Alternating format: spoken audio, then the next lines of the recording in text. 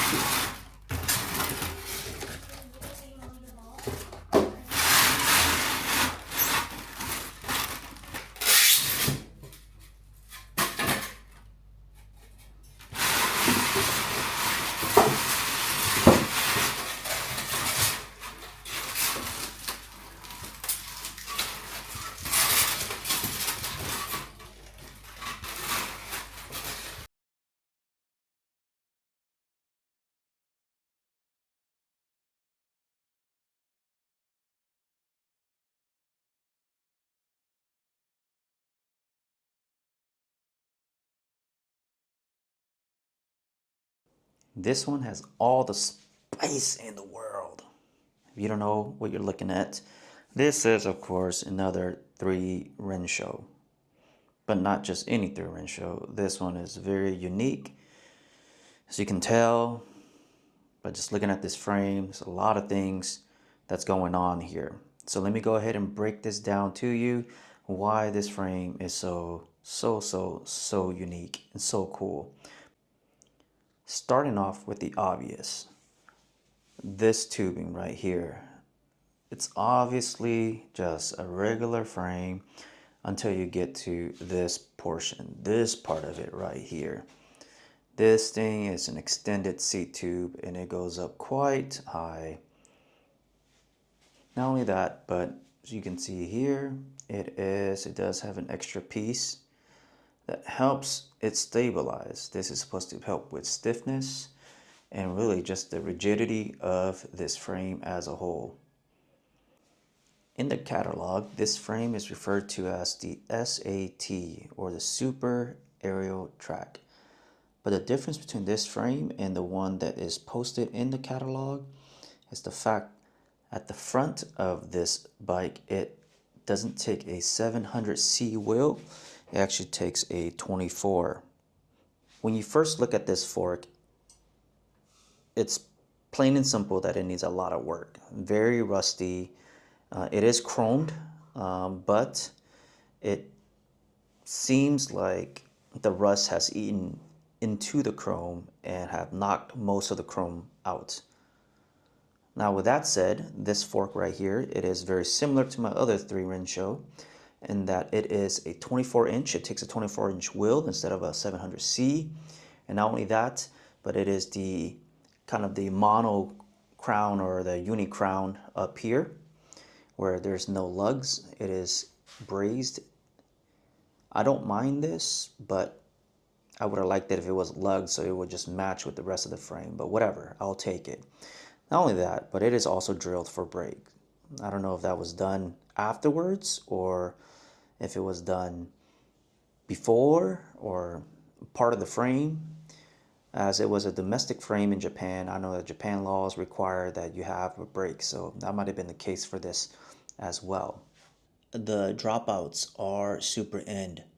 If you don't know about super end, it was the top of the line dropouts for 3 show in the mid to late 80s, and it's very popular amongst 3 shows. If you have super end dropouts, they are pretty much top of the line when it comes to these types of frames, and especially this brand in particular.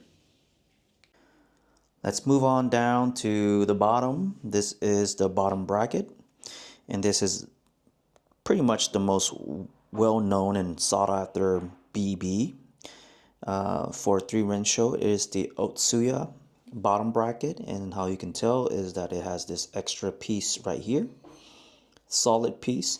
It's supposed to help with the stiffness of the frame as well for racing purposes, of course.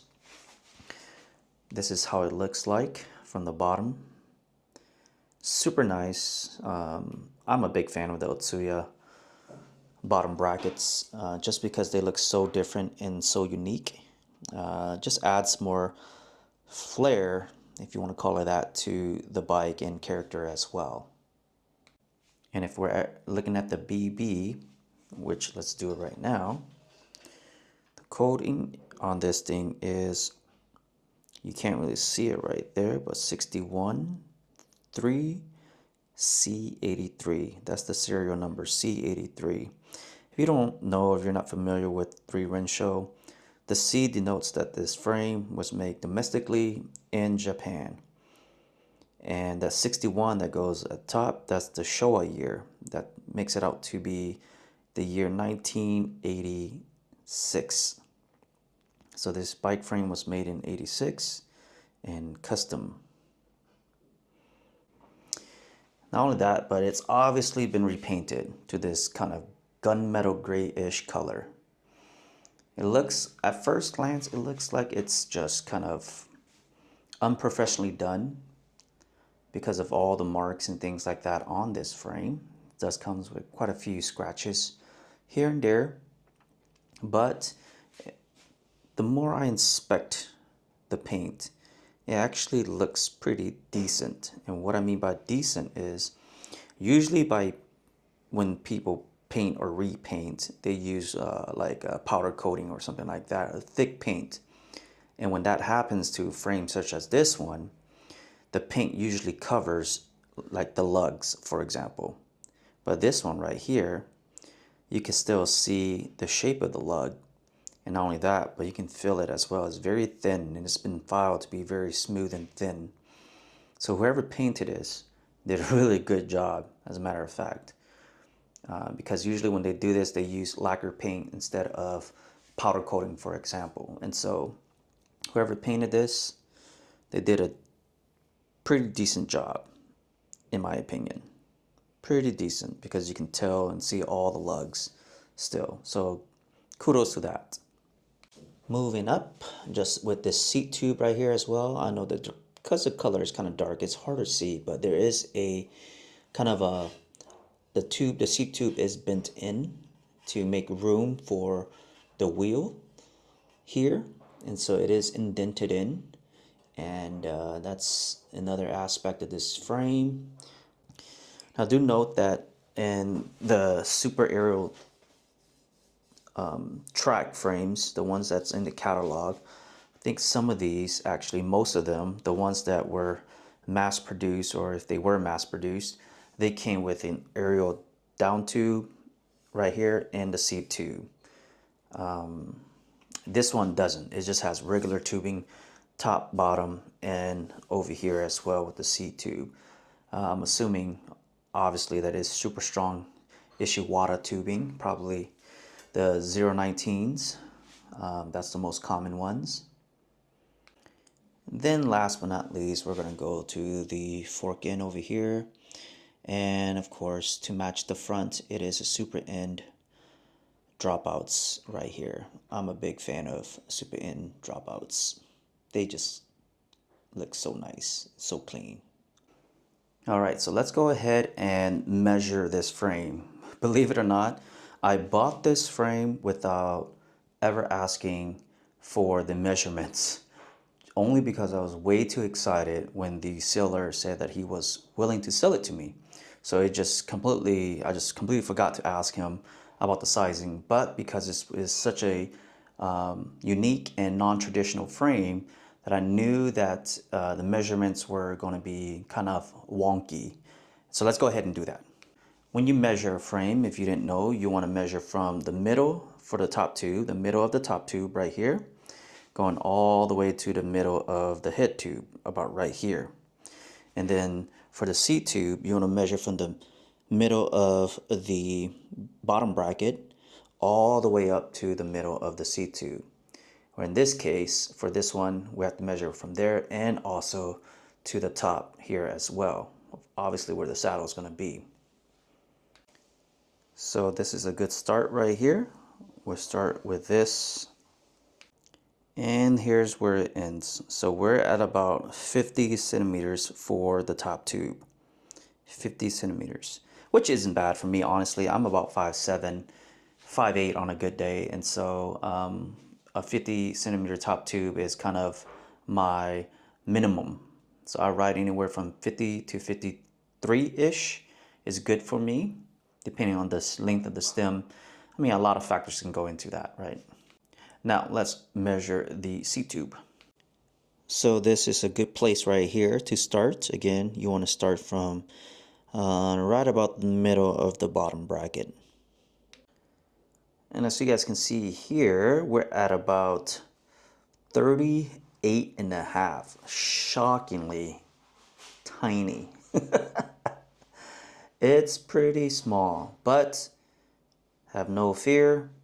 There's the rest. Let's see what we get when we go all the way up to the top. And here we are. So we're at about 57, about 58 if you want to go all the way to the top right there. So it's actually small if you do it traditionally from seat tube down there to the middle of the top tube. But if you go all the way up here, it's actually a pretty decent ride. Now, let me just compare that to one of my normal rides, one of my bikes that I ride basically on a weekly basis, and see how that measures up.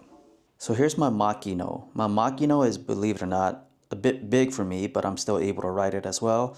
It is 54.5 centimeters square. So going up, down, right, and then side to side, right, seat tube and top tube is 54 and a half. So let's measure it and see how high it is.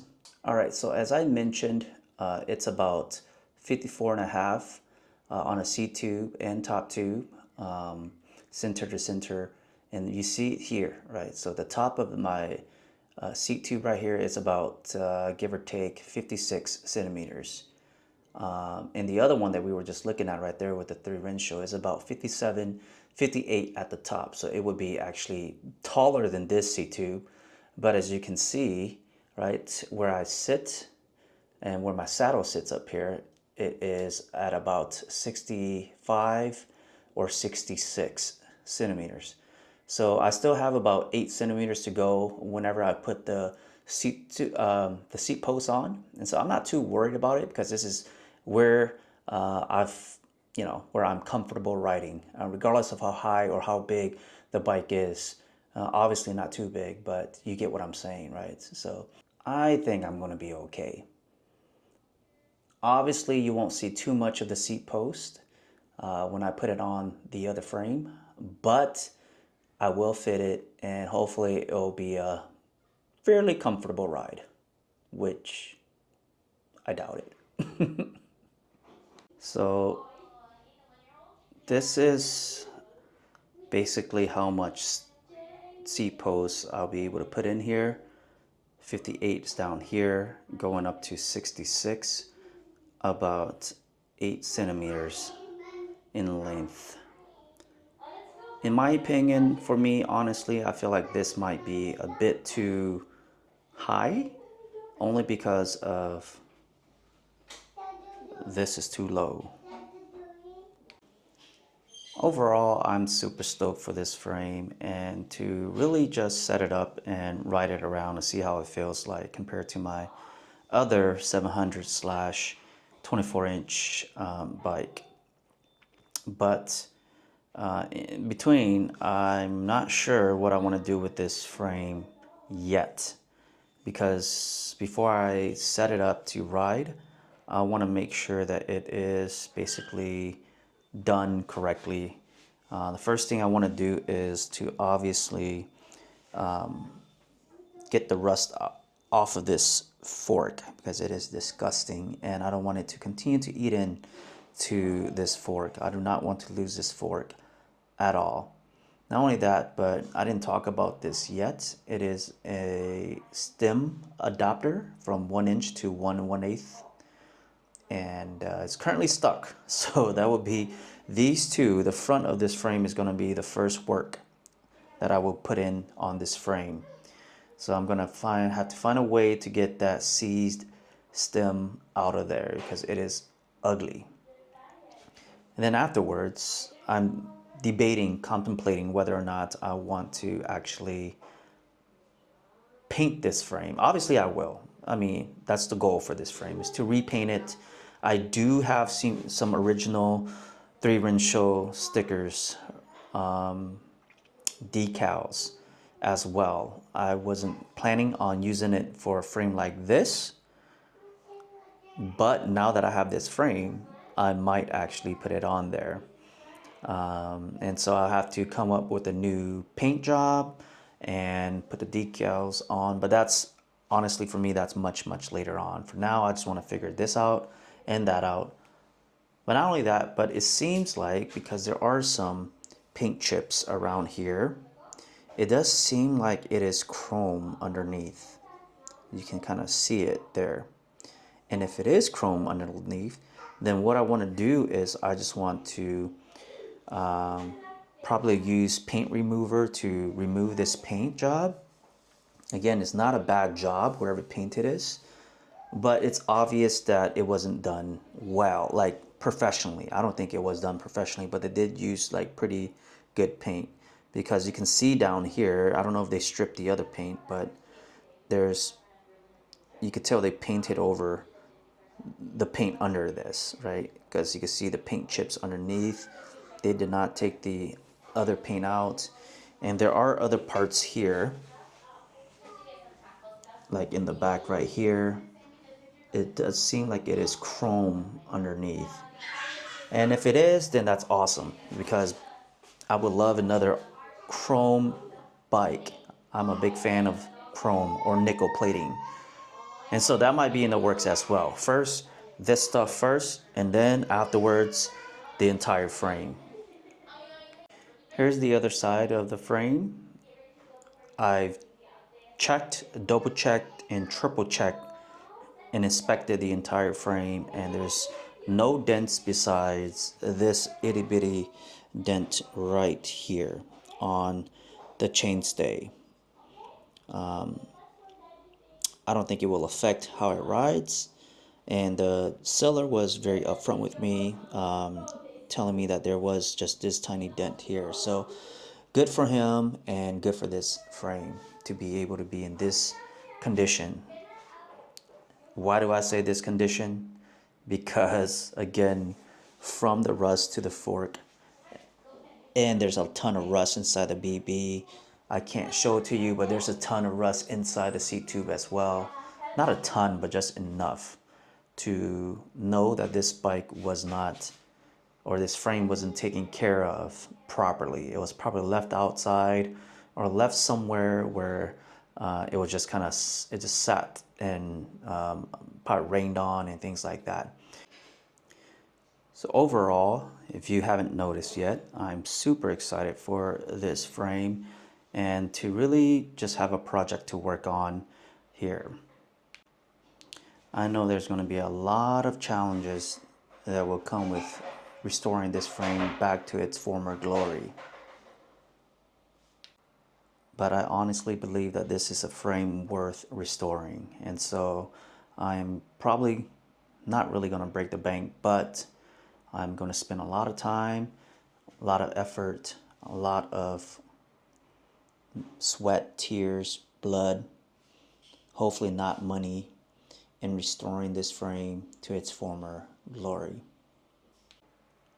So thank you for dropping by. As always, I appreciate your love, the support. Make sure you guys subscribe, click on that like button, and make a comment so the algorithm can work out this channel, and to make sure that you guys keep up to date with the progress of this frame. And as always, don't forget to go.